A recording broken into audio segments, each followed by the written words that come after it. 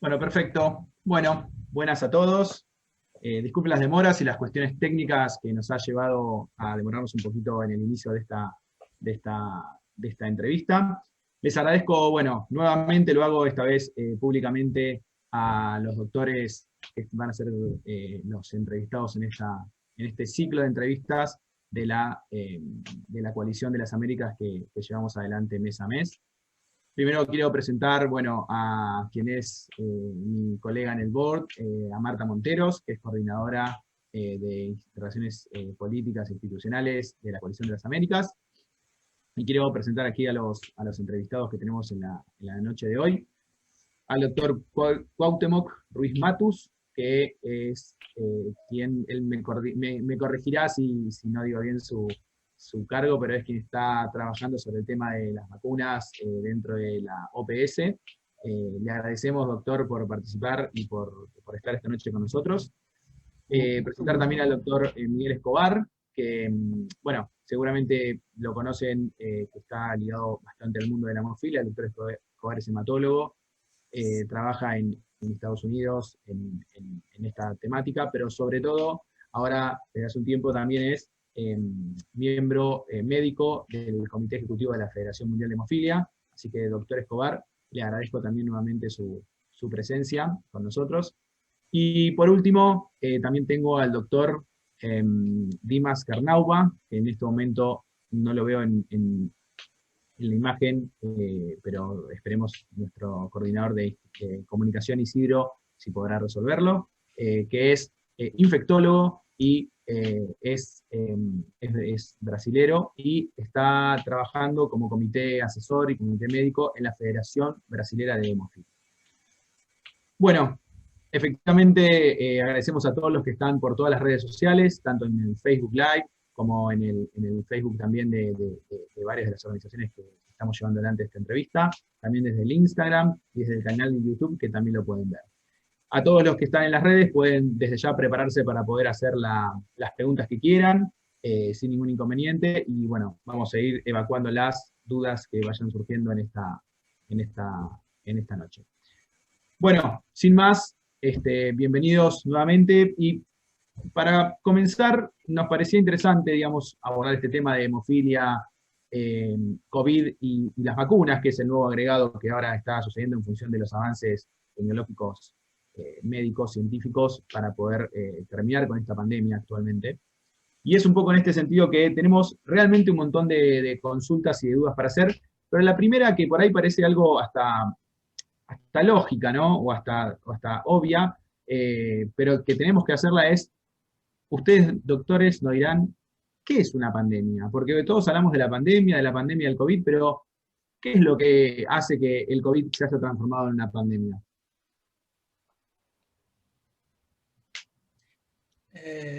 Antônio, o meu vídeo foi desativado, eu não consigo a minha imagem. Bueno, no hay problema, doctor. Igualmente, si lo puede resolver, y si no, igualmente también ir contestando lo que vayamos preguntando, desde ya que es parte de la entrevista. Por más que no lo veamos, lo escuchamos perfecto. Por lo cual, bueno, vuelvo a preguntar, ¿qué es una pandemia? Eu posso iniciar? Sim? Sí, claro.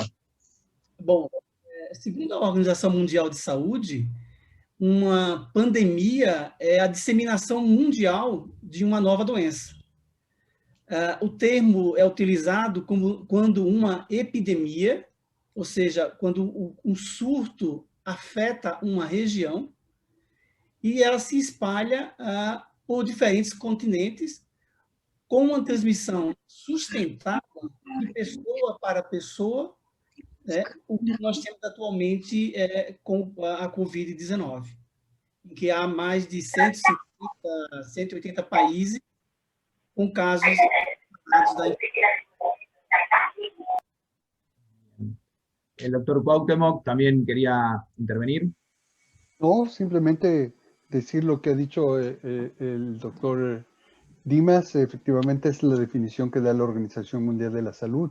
Lo que estamos hablando es de que es la expansión de una enfermedad transmisible por diferentes regiones del mundo que afecta a varios países, a varias regiones del mundo, hay una transmisión constante y afecta a un nivel muy importante de la población mundial. Bien. ¿Y cuál es la diferencia entre el COVID y otros virus? ¿Cuál es la novedad del COVID que nos ha traído estos dolores de cabeza en el mundo? Bom, o coronavírus é um vírus que pertence a uma grande família. Esse vírus já é conhecido desde a década de 60. E eu acho que uma característica, eu gostaria também de ouvir a opinião dos outros colegas, é que principalmente, acho que a característica principal é a alta capacidade de mutação, né?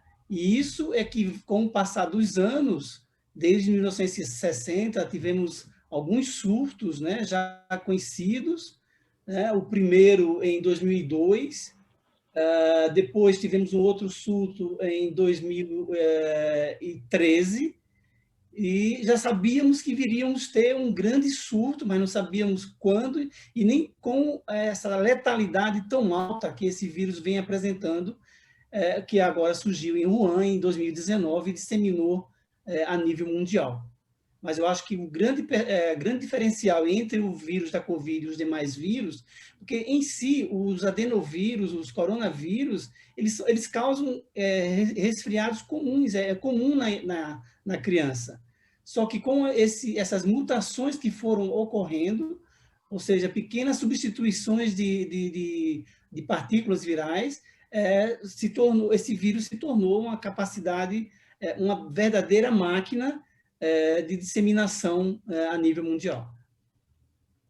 E eu gostaria também de ouvir os colegas. Como ha dicho también, como ha dicho el doctor, el asunto de los coronavirus no es algo nuevo, es algo que ya ha existido desde tiempo atrás, ¿no? Brotes muy importantes que conocemos o conocimos en la opinión pública fueron el brote de Merck y el brote de SARS, que tenían una alta letalidad, ¿no? Uno de ellos relacionado con transmisión por camellos, otro relacionado con transmisión de gatos. Y es bien importante esto que menciona el doctor Dimas, porque el coronavirus es un virus que tiene la esencia de ir mutando, pero cumple una función de un enlace zoonótico. Es decir, siempre está relacionado con una infección con animales, ¿no? Porque es un virus que infecta a los animales y es en ese paso donde se generan estas mutaciones. También se ve en el virus de influenza, ¿no? El virus de influenza también muta a través de estos puentes que se realizan en transmisión con animales. Pero en el caso del SARS-CoV-2 que estamos hablando ahora, las mutaciones que se van dando en los animales hasta que llega un momento en que es transmisible al hombre. Entonces ya hay una transmisión entre el animal y las personas. Y después hay una transmisión sostenida entre las personas, ¿no? Eso lo hace diferente con otros coronavirus que se tienen. Y también, como menciona el doctor, la gran diferencia es que muchos coronavirus afectan principalmente a niños, dan cuadros gripales leves, etcétera, etcétera. Pero ahora el coronavirus, aparte de tener una alta transmisibilidad, está teniendo cuadros severos respiratorios y a los grupos de edad que está afectando es justo el otro extremo de la vida.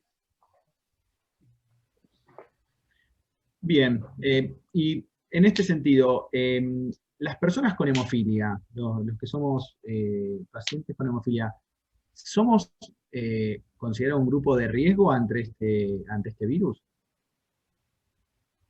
Sí, lo que sabemos hasta ahora es que realmente la persona con hemofilia como tal no es de un alto riesgo, o sea que no tiene mayor riesgo de tener una infección severa si lo comparamos con el resto de la población.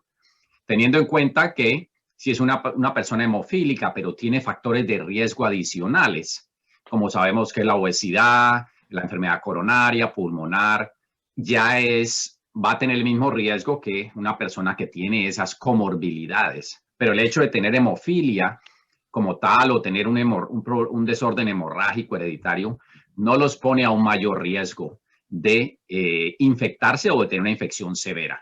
Ciertamente se va a infectar como cualquier otro individuo, ¿no? De que tenga esos factores de riesgo. Bien. O sea que las complicaciones que puede traer a un paciente con hemofilia son las mismas que cualquier paciente que no sea con hemofilia, que cualquier persona común que lo contraiga, excepto estas características de obesidad o algunas otras cuestiones que mencionaba. Correcto.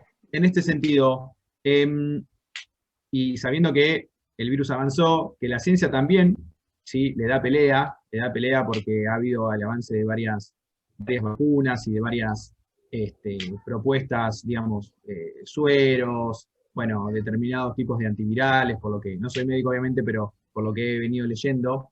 Pero en el momento de que ha llegado y se ha visto la luz al final del túnel, como decimos, en relación a las vacunas, ¿cuáles son las características principales de las vacunas actualmente? Bueno, te puedo decir, el principio de las vacunas es justo generar una respuesta inmunológica en la persona que le permita protegerse contra el germen infectante. Y las vacunas lo que hacen es similar la acción que tendría un germen infectante sin provocarle la enfermedad a la persona, ¿no? Entonces, ustedes recuerdan, por ejemplo, tenemos la vacuna de polio, que es una vacuna de virus muerto o virus inactivado. Ese virus entra al organismo, provoca una respuesta inmunológica que cuando ese niño o esa persona llega el virus salvaje a quererlo infectar, él ya tiene la protección contra esto. Pero la vacuna no le causa la enfermedad ni ningún daño. Para en el caso de que estamos hablando en particular, se ha tratado de hacer algo exactamente igual, partiendo de los principios de la vacuna, ¿no? De buscar algo que semeje a una infección, que provoque una respuesta inmunológica de protección en el individuo y que esto haga que cuando la persona se exponga al virus en el ambiente o en la transmisión persona a persona, tenga los niveles de protección. Como bien lo has dicho, estamos primero en un gran reto histórico por la pandemia que estamos sufriendo, más de 100 años que no teníamos algo similar, pero también como lo has mencionado, estamos en un momento de gran avance en la ciencia, principalmente en la ciencia de las vacunas. Entonces, todos ustedes han oído hablar de la cantidad de investigaciones que hay alrededor de vacunas. Hay más de 170, 180 vacunas en este momento en procesos de investigación. 63 de ellas se encuentran en estudios clínicos, es decir, están siendo ya probadas en personas para saber si generan anticuerpos o no. Pero además de eso, de la cantidad que hay, existen diferentes plataformas tecnológicas para la generación de vacunas. Es decir, no todas las vacunas que se están estudiando en este momento son iguales. Entonces, hay algunas vacunas de virus muerto, hay algunas vacunas o virus inactivado, hay algunas vacunas que solo toman parte del virus, que puede ser la proteína de la superficie, que puede ser la cantidad de RNA, que puede ser el DNA o toda una partícula vacía. Entonces, hay una gran cantidad de vacunas que se están desarrollando en diferentes plataformas. Y eso en realidad abre una perspectiva para poder tener en corto plazo las vacunas que necesitaríamos para hacer frente a esta pandemia. Bien. ¿Alguno más quiere completar, digamos, la pregunta? Eu só queria complementar dizendo que, assim, na vigência dessa pandemia, as pesquisas já se conheciam a respeito do MERS, do SARS, se evoluíram de forma muito rápida, né? Nós sabemos que tem todas aquelas fases de pré-estudo clínico, fase de segurança em fase 1, um ensaio mais expandido em fase 2, até chegar realmente na avaliação da eficácia em fase 3. Algumas vacinas, pela emergência, pela grande mortalidade que está ocorrendo no mundo, algumas dessas fases tiveram que ser juntadas, fase 2 com fase 3, para que se conseguisse resultado o mais breve possível, né? E a gente sabe que, além, como comentou, nós temos hoje, utilizando vacinas com características muito novas para a gente, como as vacinas genéticas, utilizando partículas virais de RNA, de DNA, como foi comentado, né? Usar o vírus inativado, já conhecíamos isso, essa tecnologia, já sabemos mexer um pouco melhor, né? A mesma coisa acontece quando utilizamos vírus, outros vírus, como os adenovírus, como carreando, então, partículas virais e, com isso, levando à produção de anticorpos, né? E acho que isso tem que se mostrar como a ciência, como as novas tecnologias estão sendo lançadas na vigência dessa grande pandemia. Bien, perfecto. Y la pregunta que sigue es, ¿los niños con hemofilia pueden ser vacunados igualmente sin ningún inconveniente? ¿Y con qué precauciones? No solamente para los niños, sino también para los pacientes, ¿no? Sabemos que está la vacuna cuando se aplica subcutánea, en fin, digamos, ¿qué características tiene que tener el paciente previamente o en el momento para que la vacuna sea no solamente efectiva, sino que no traiga ninguna complicación? Sí, o sea, la vacuna se tiene que administrar intramuscular. No tenemos ninguna evidencia en este momento de que en una forma subcutánea sea efectiva. Entonces tiene que darse intramuscular. Lo ideal es que se utilice una aguja de un calibre pequeño, ¿no? De pronto de 27, 28, pero, por ejemplo, si es una persona que está en profilaxis, se puede administrar la vacuna sin ningún problema. El temor que se tiene es que de pronto vaya a tener un sangrado en el músculo, ¿no? Que se da generalmente en el músculo deltoide, en el brazo. Entonces, si es un paciente severo, si no está recibiendo factor, se le recomienda que puede de pronto darse su inyección de factor antes o unos 10 minutos después para evitar que vaya a haber un hematoma en el músculo. Si es una persona que está, por ejemplo, en profilaxis con emicizumab, no deben tener ningún problema. Un paciente hemofílico que sea, por ejemplo, leve, tampoco debería tener de pronto problema, ¿no? Si tiene un nivel de base de por ahí menor de un 5%, pues de pronto sería mejor que se administre una inyección de factor para prevenir un sangrado en el músculo, ¿no? Y lo importante es, después de dar la inyección, pues observar ese músculo de que no se está agrandando, de que puede haber algo de dolor que es muy común visto después de una inyección intramuscular. Entonces, simplemente ver que no se haya formado un hematoma. Ahora, la cuestión de los niños, pues según todavía no está aprobado en la población infantil. ¿No es cierto? Los estudios clínicos se han desarrollado todos en adultos. Entonces no tenemos una información todavía adecuada para la vacunación de los niños. Entonces tenemos que esperar que salgan algunos resultados de los estudios clínicos. Pero en este momento solo se está dando en adultos, por lo menos hasta donde yo tengo entendido. Bien, y los pacientes que, bueno, por la historia de la hemofilia en el mundo y particularmente en algunos lugares que tienen HIV o HCV, ¿tienen alguna contraindicación en particular para la aplicación o algún resguardo especial que tengan que tener? Pues nosotros, por lo menos en nuestros pacientes que tienen VIH, que tienen hepatitis, tienen hemofilia, no tenemos ninguna contraindicación para la administración por lo menos de las vacunas que están aquí en este momento, que se están administrando, ¿no? No tenemos. Generalmente se hacen unas preguntas básicas desde el punto de vista de alergias previas. Si es un paciente que es demasiado alérgico a muchas drogas o de pronto muchos alimentos, pudiese ser que pueda llegar a tener una reacción, ¿no es cierto? Pero por lo general no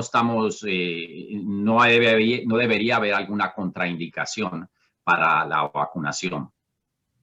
Sí, agregar a lo que dice el doctor. Perdón, adelante, Dimas, por favor. Desculpa. Na verdade, por exemplo, aqui no Brasil, nós estamos priorizando alguns grupos de pessoas para serem, já que não temos vacina para todos, nós estamos providenciando vacinas para alguns grupos específicos. os pacientes que são portadores do HIV, com imunidade abaixo de 350 células de CD4, esse é um grupo que nós estamos priorizando. Né? Os pacientes com hepatite C e que tenham outras comorbidades, como doença hepática já avançada, com quadro de cirrose, em que aí você tem não só as outras comorbidades, como síndrome metabólica, diabetes, hipertensão, esses sim também são considerados um grupo em que se deva dar maior atenção nesse momento para essas vacinas.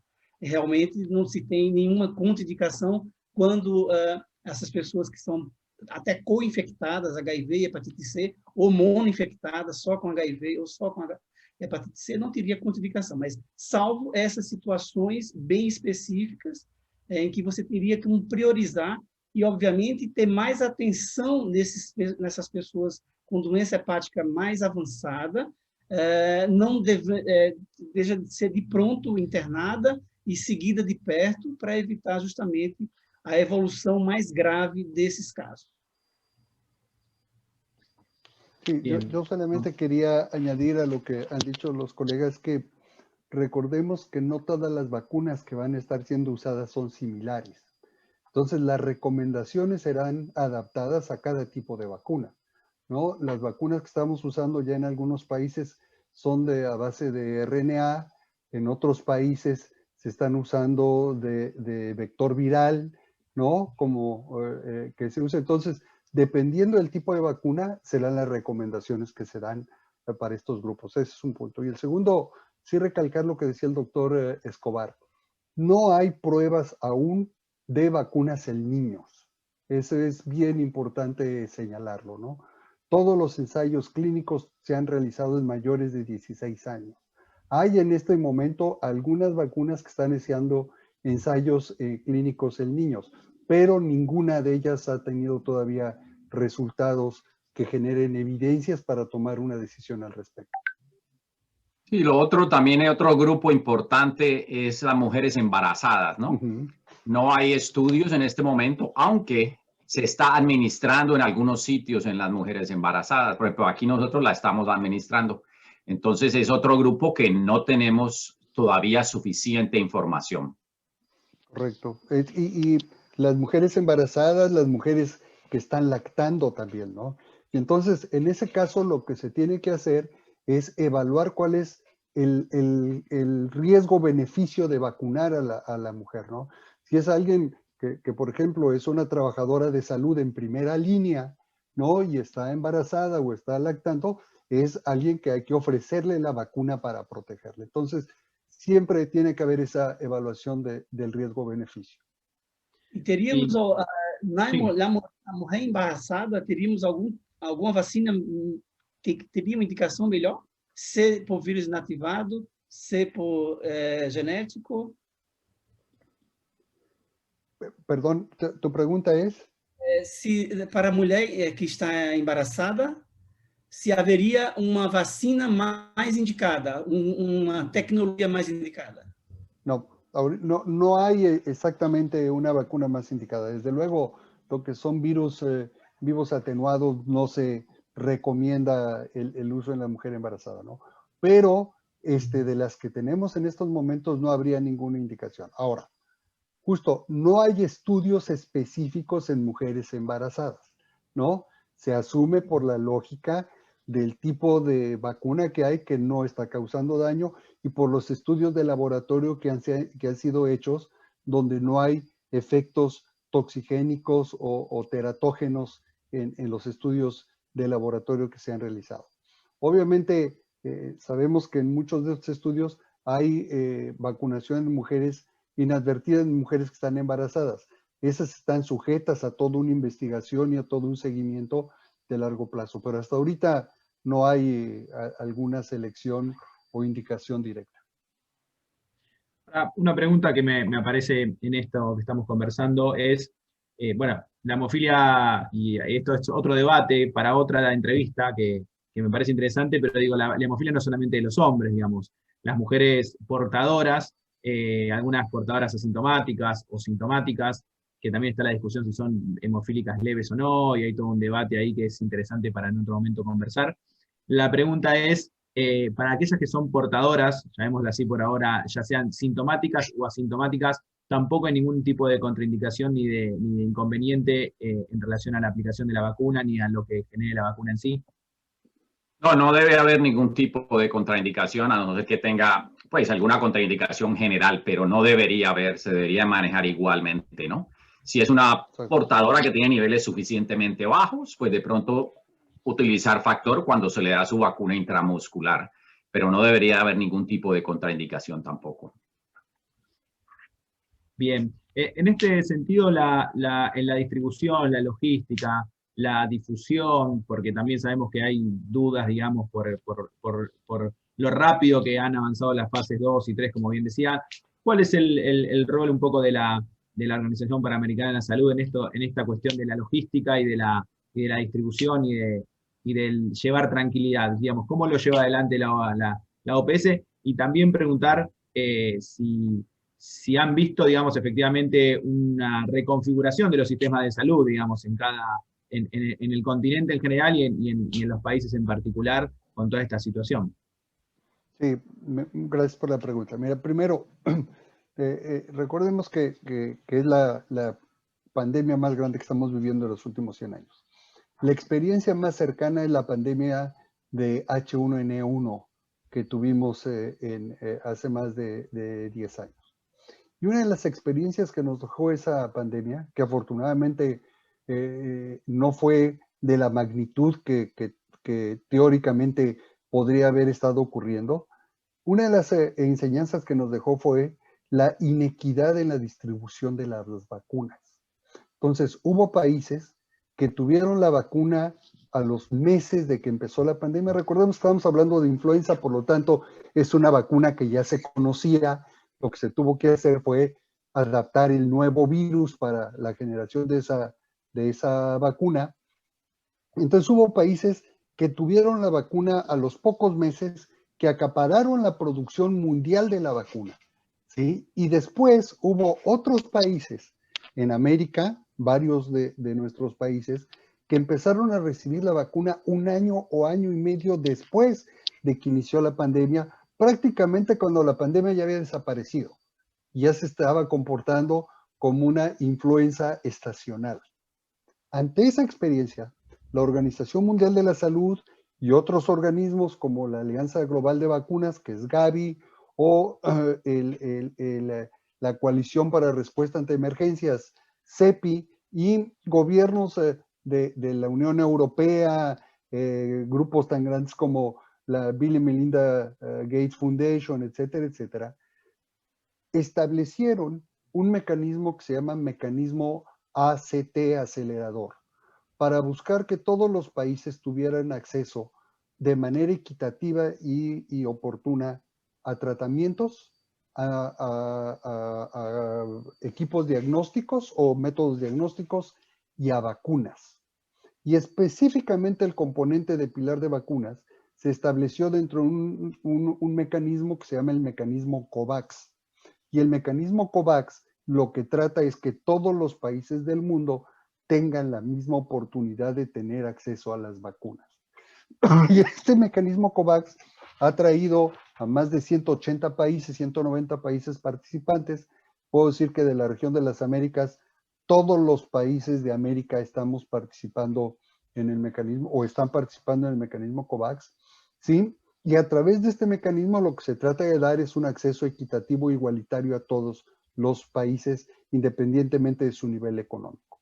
Eso es lo que trata de hacer la Organización Mundial de la Salud, y nosotros, Organización Panamericana de la Salud, como la oficina de la Organización Mundial de la América, estamos haciendo eso y trabajando con los países para que entren a este proceso.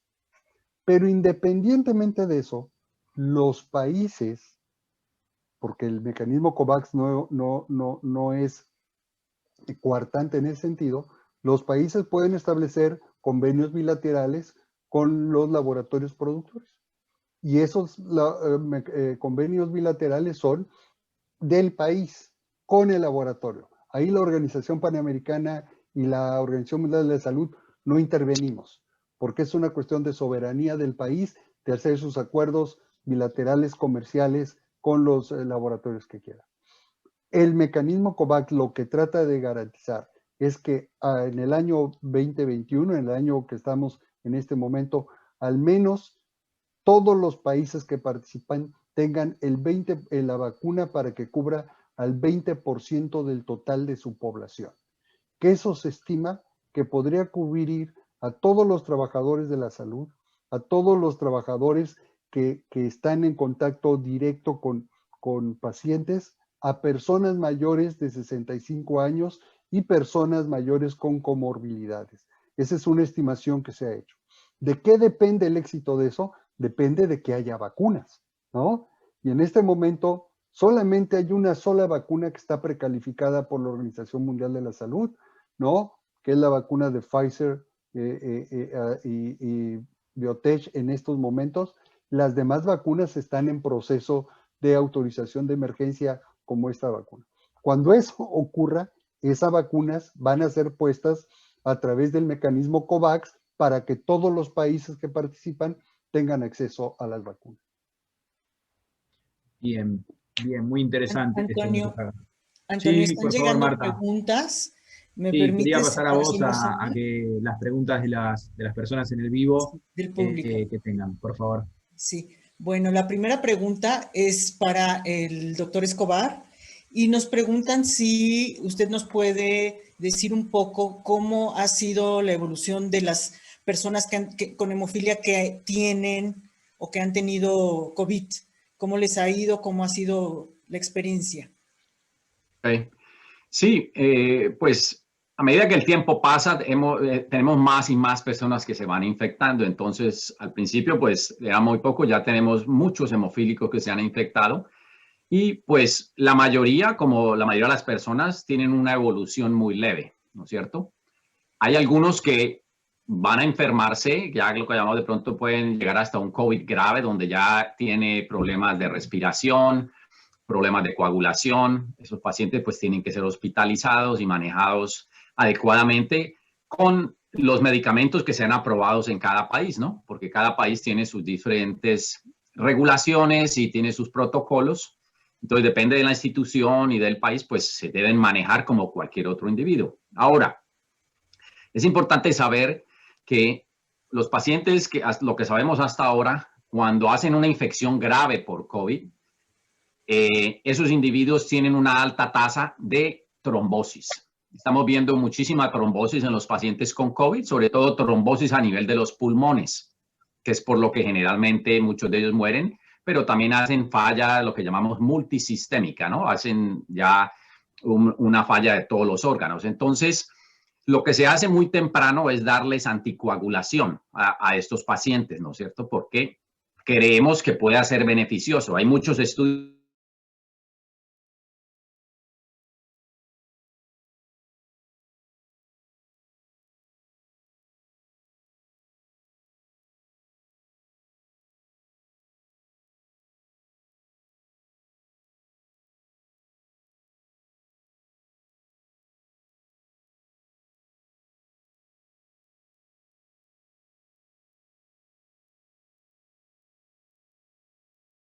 necesite anticoagulación.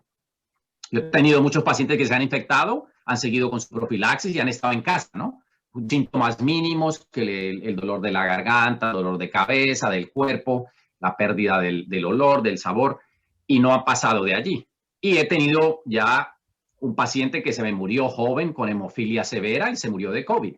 Entonces, es importante que, primero que todo, dependiendo de los síntomas, pues consulten a su médico y el momento que tengan que ser hospitalizados, tienen que contar con un hematólogo que tenga experiencia en el manejo de pacientes con hemofilia, porque puede llegar a ser un poco complicado si ese paciente se pone ya severo. Muchas gracias, doctor Escobar. Y otra pregunta que es recurrente es acerca de las personas que tienen alergias severas, si se deben vacunar o no se deben vacunar. Alergias a otros medicamentos o a otras cosas. Estrictamente no hay una contraindicación de vacunación cuando presentan alergias que dicen es que soy alérgico al huevo, soy alérgica a los cacahuates o soy alérgico a algún alimento, o etcétera. Lo que se recomienda es tener cuidado cuando son alergias severas y cuando ya hay antecedentes de cuadros severas de alergia y principalmente de cuadros de anafilaxia, ¿no? En esos casos sí se debe tener mucho cuidado.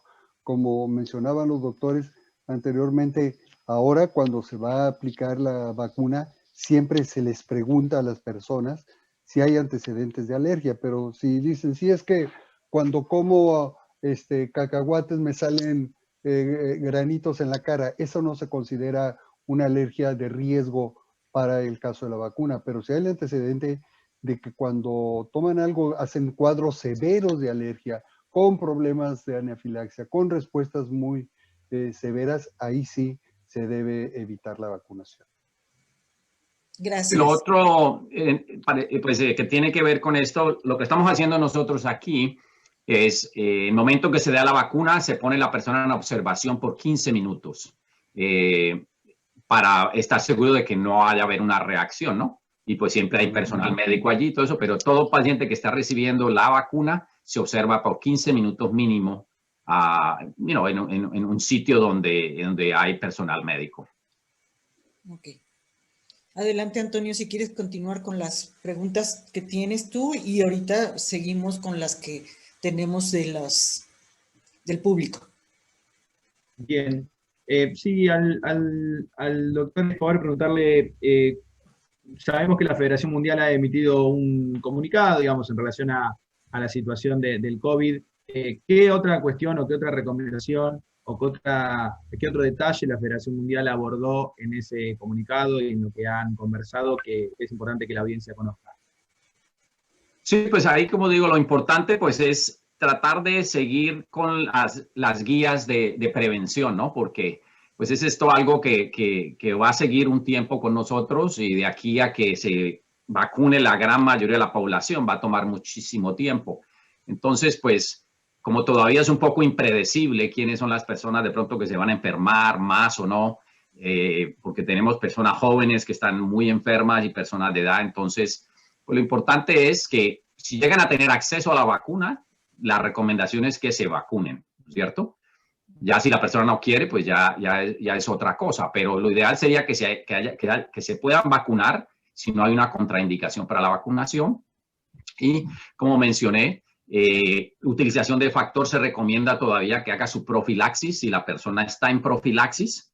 Y ya si es hospitalizada, pues de nuevo ya hay algunas guías que se han también publicado en la revista Hemofilia acerca de cuál podría ser el manejo intrahospitalario de un paciente que tenga hemofilia y tenga un COVID sobre todo de tipo severo.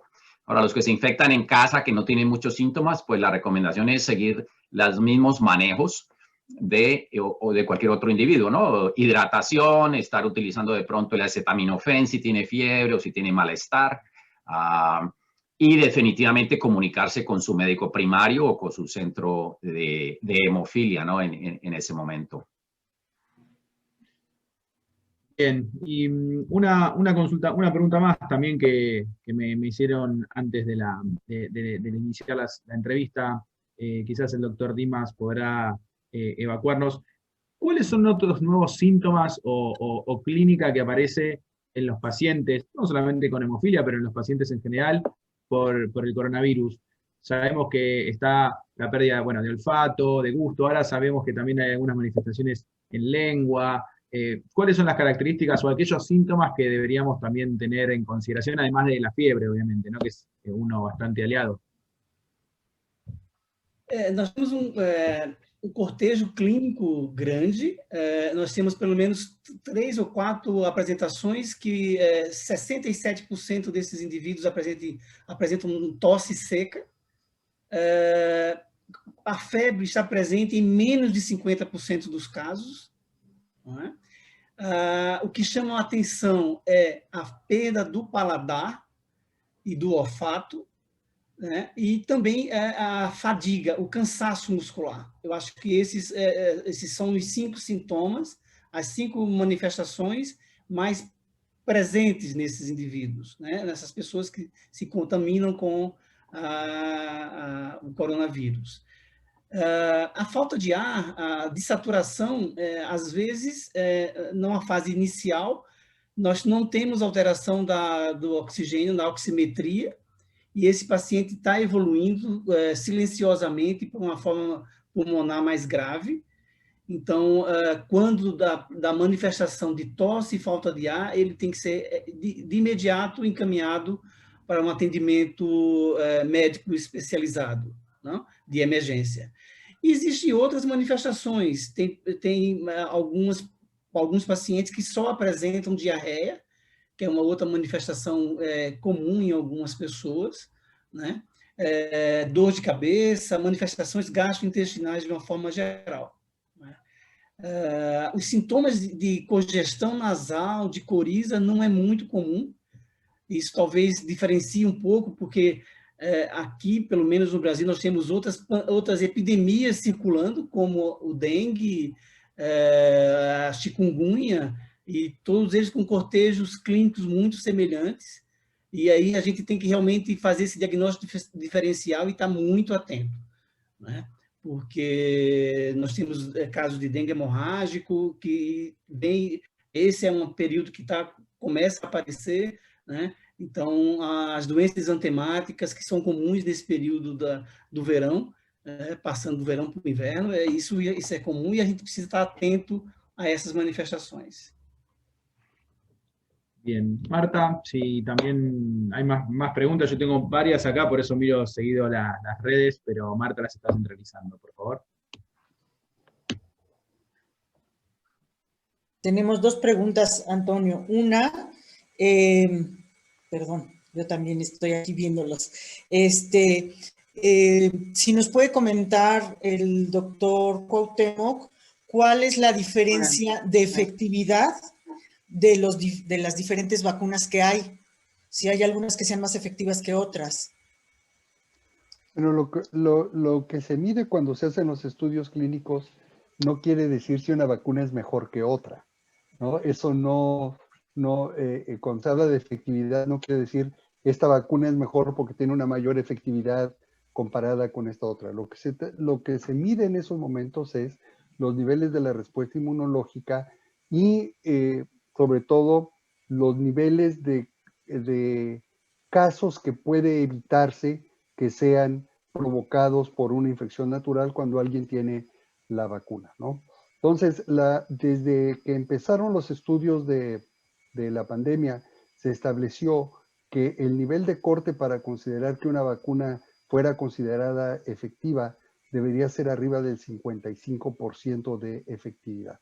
¿Sí? Todas las vacunas que hasta ahorita han terminado en fase 3 han tenido efectividades mayores a esas, lo cual indica que confieren un nivel muy alto de protección. Pero eso no quiere decir que si una vacuna reporta una efectividad en los ensayos del 94%, es mejor que una que reporta un 70%. ¿No? Depende mucho de las coberturas de vacunación, de las personas a las que se les aplique, de la estrategia de vacunación, etc. Gracias. Otra pregunta, ¿cuál es el porcentaje de una población de un país que debiera ser vacunada para lograr el famoso inmunidad de rebaño? Bueno, la inmunidad poblacional siempre depende del nivel de transmisibilidad de la enfermedad, principalmente. Y segundo, del nivel de protección que esté dando la vacuna.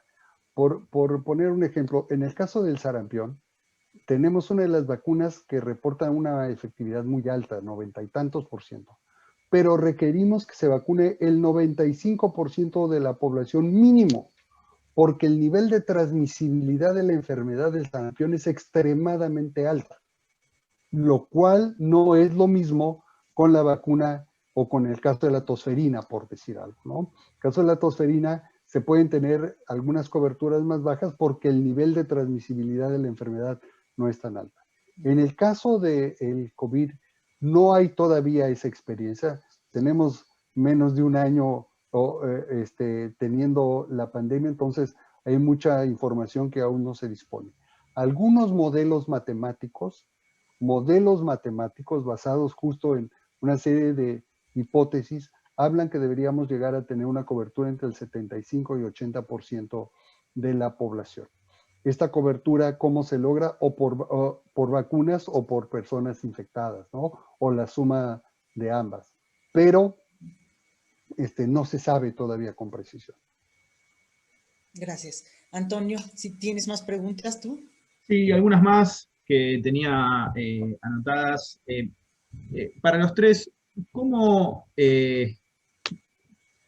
imaginan la situación epidemiológica en el continente, en general, y en cada región quizás más en particular, para este año y para el año que viene? Digo, la esperanza es que con esto de la vacuna, bueno, ahí el doctor Escobar hace una mueca diciendo quizás un poco complicado, pero digo, tanto para los pacientes con hemofilia como para la ciudadanía en general, digo, ha sido un año complejo, particularmente los pacientes con hemofilia hemos tenido muchas dudas, muchos temores, muchas cuestiones que sin poder evacuar, que ahora, bueno, no solamente con esta charla, sino con lo que la Federación Mundial de Hemofilia y otras entidades han manifestado, nos va aclarando el panorama.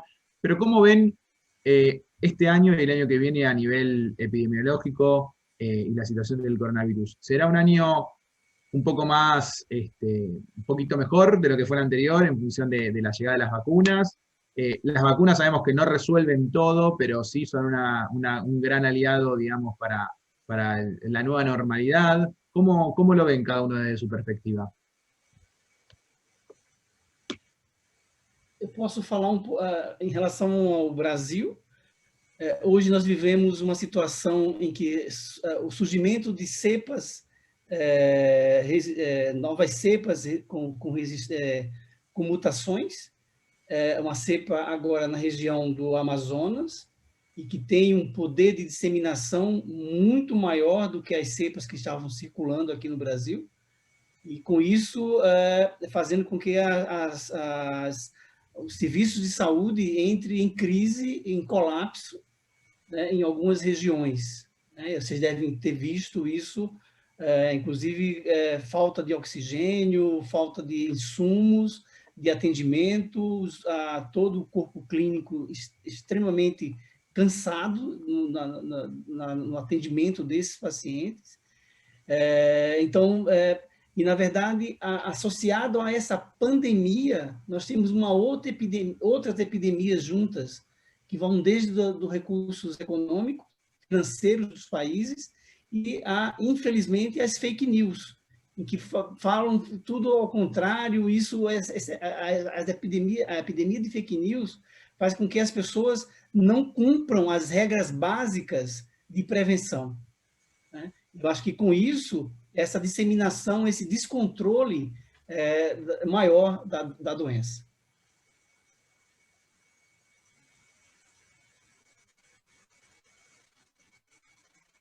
Yo creo que pues, definitivamente hemos aprendido mucho, ¿no es cierto?, en este año, pero falta muchísimo todavía por aprender debido pues, a todas las características de este virus. Cosas que hemos aprendido son de que, primero que todo, cuando las personas bajan la guardia, los números aumentan. Y eso es debido a pues, que la infectividad es supremamente fácil.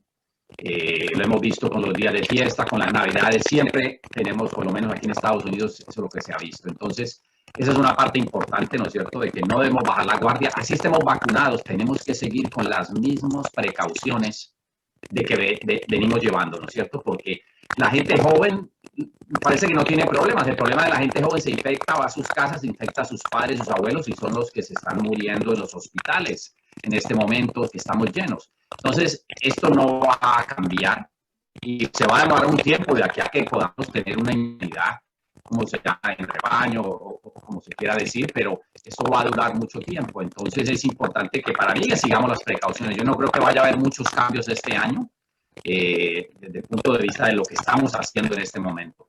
Tenemos que seguir exactamente con las mismas precauciones y los que tienen acceso a las vacunas, pues administrárselas y simplemente continuar, ¿no? Pero yo no creo que vaya a haber mucho cambio este año.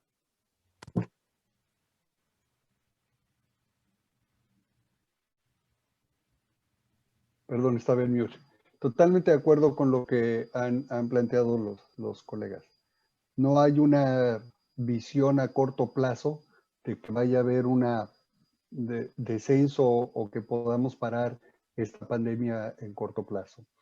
Se requiere mantener las medidas no médicas, las medidas no farmacológicas, las medidas de distanciamiento, de protección, etcétera. Esas medidas que ahora hablamos de lavado de manos y de sana distancia, etcétera. Si ustedes leen algunos boletines de la pandemia de 1918, ya aparecían, ¿no?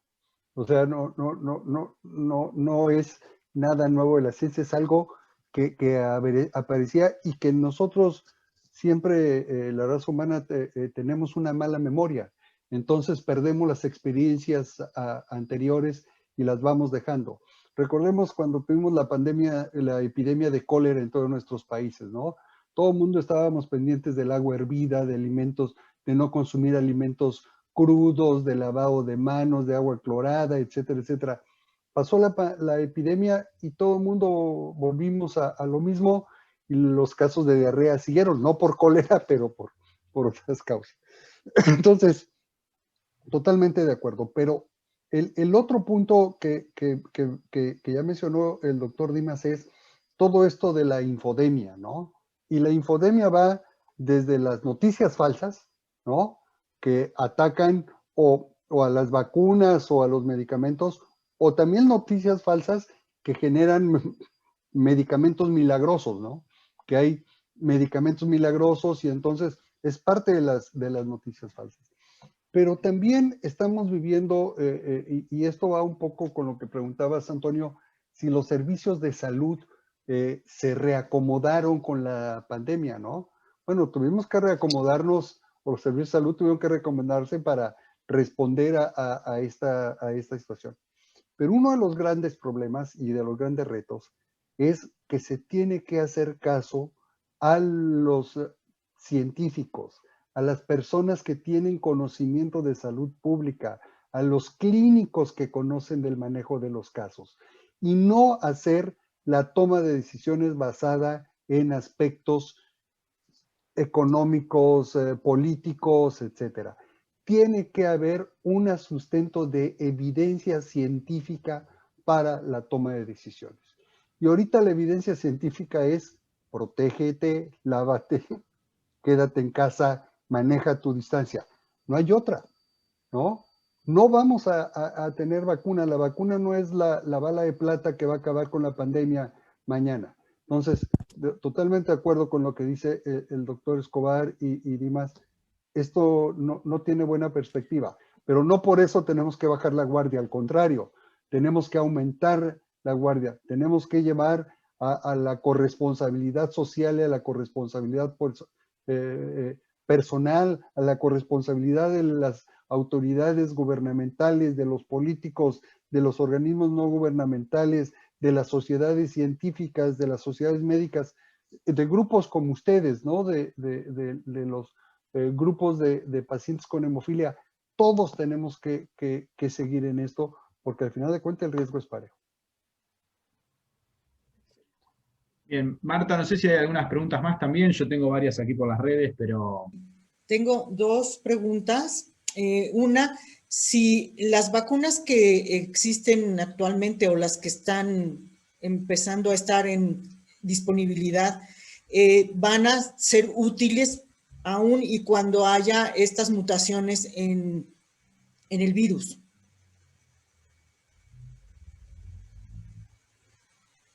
Hasta donde, bueno, las mutaciones, como han mencionado también los colegas,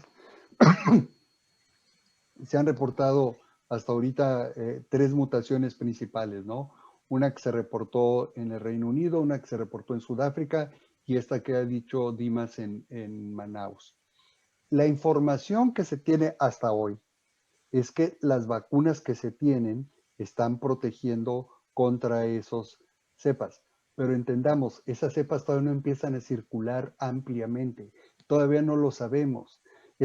Muchas de esas poblaciones donde las cepas están circulando todavía no se vacunan, porque todavía no llega la vacuna a a esas comunidades, ¿no? Entonces, no tenemos todavía la evidencia. Hay estudios de laboratorio, pero no hay nada concluyente. Las variaciones, como bien mencionaron desde un principio, todas estas variaciones genéticas que van teniendo los virus, los hacen muy cambiantes estas mutaciones. Esperemos que las vacunas logren responder a esto. Ahora, también lo que se sabe por el avance de la ciencia es que de quedarse estas mutaciones, la generación de vacunas sería relativamente más corta que la que llevamos hasta ahora, porque habría que adaptar al nuevo características del virus, pero el proceso de plataforma científica de producción ya está en avance.